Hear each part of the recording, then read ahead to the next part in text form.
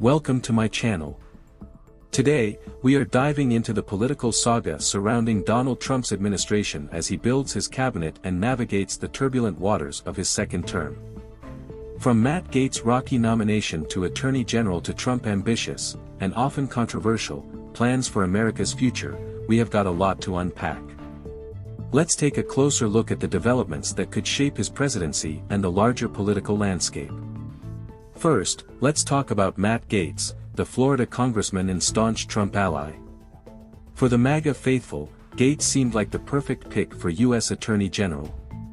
He has defended Trump at every turn, embraced the false narrative of a stolen 2020 election, and even downplayed the responsibility of Trump supporters in the January 6 Capitol attack. As Trump's personal lawyer faces legal challenges, Gaetz was expected to take on this top position, potentially giving Trump even more control over the justice system. However, Gaetz' nomination quickly faced significant opposition, especially within his own party. After resigning from the House of Representatives, Gaetz attempted to sidestep ongoing investigations into his alleged misconduct, but soon, the details began leaking.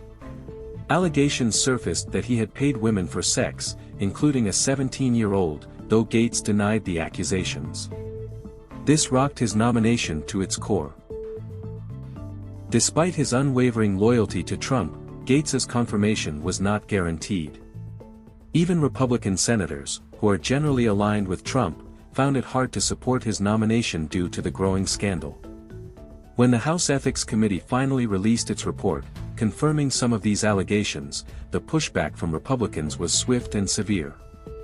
Gaetz's nomination was pulled, marking a major defeat for Trump's agenda, despite his initial confidence in Gaetz's ability to serve as Attorney General. So, what happened next? Trump quickly pivoted, turning to former Florida Attorney General Pam Bondi as a replacement. Bondi, who has a long history of supporting Trump, including defending him during his first impeachment trial, seemed like a safe choice for the position. On social media, Trump hailed her as smart and tough, and an America First fighter. With her nomination, Trump is aiming to build a legal team loyal to him, ready to tackle the challenges ahead. While Bondi appointment seems like a smoother option, the entire process has highlighted how Trump's cabinet picks are often met with both enthusiasm and significant resistance. In the case of Bondi, she brings her own controversies, including questions about her handling of complaints regarding Trump University when she was Florida Attorney General. But her loyalty to Trump is unquestioned, and that seems to be what matters most in the selection process. Let's move on to some of Trump's other cabinet picks. The Republican grip on the Senate makes it likely that many of his selections will pass through confirmation.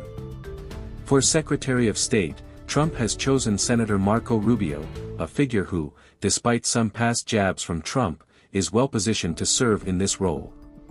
Rubio's political experience and diplomatic acumen could help stabilize U.S. foreign policy, even if his appointment is somewhat surprising given their rocky history. Another key selection was New York Representative Elise Stefanik, tapped to serve as UN ambassador.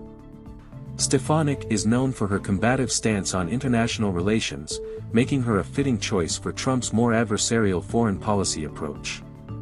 For the Department of Education, Trump has chosen Linda McMahon, the former WWE executive and Republican donor, while Howard Lutnick, the CEO of Cantor Fitzgerald, is chosen for the Department of Commerce. While many of these selections seem safe, they all face the gauntlet of Senate confirmation. However, with the Senate's Republican majority, Trump's nominees are likely to pass, even if there's some internal resistance. The real test will be how effectively these picks can navigate the political landscape and push through Trump's agenda. But not all of Trump's picks have been met with approval, and there is one nomination that stands out for its odd pairing: Robert F. Kennedy Jr. for the Department of Health and Human Services. Kennedy, once a vocal critic of Trump's policies, was an independent candidate in the 2024 election before joining forces with Trump. His anti-vaccine stance and controversial views on public health have raised concerns among healthcare advocates and lawmakers alike. Despite this, Trump has remained firmly behind him, even as critics point to his extreme views on vaccines and public health.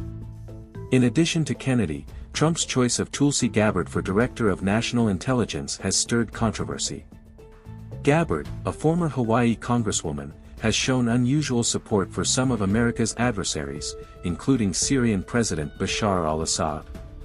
Her past comments and ties to controversial foreign figures have made her selection one of the most controversial of Trump's cabinet picks. Another appointment drawing attention is Pete Hegseth for the Department of Defense.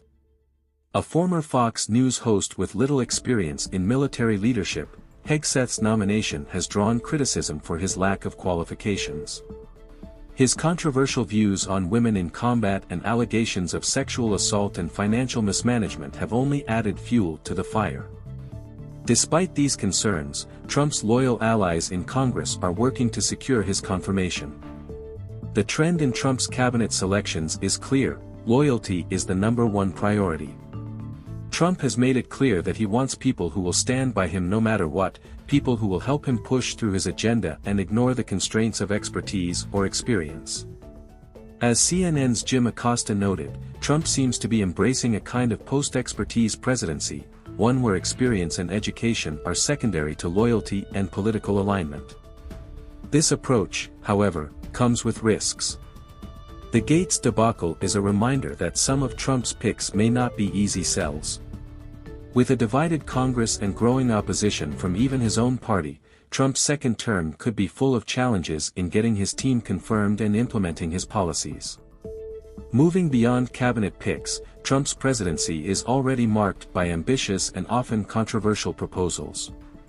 Just before Thanksgiving, Trump made waves by suggesting the U.S. should retake control of the Panama Canal, a statement that caused international stir. His Christmas wish list, which included American ownership of Greenland and even Canada, further highlighted his unpredictable and often outlandish vision for the country. The reactions to these ideas have ranged from ridicule to concern, but Trump's refusal to back down has set the stage for another tumultuous presidency. As we approach his second term, it is clear that Trump is preparing to push the limits of presidential power and challenge the traditional norms of governance.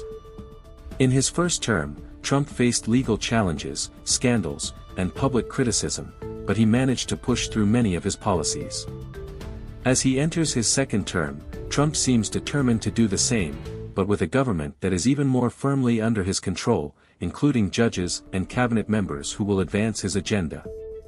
As the year draws to a close, Trump's team continues to take shape, and his plans for America are beginning to take clearer form.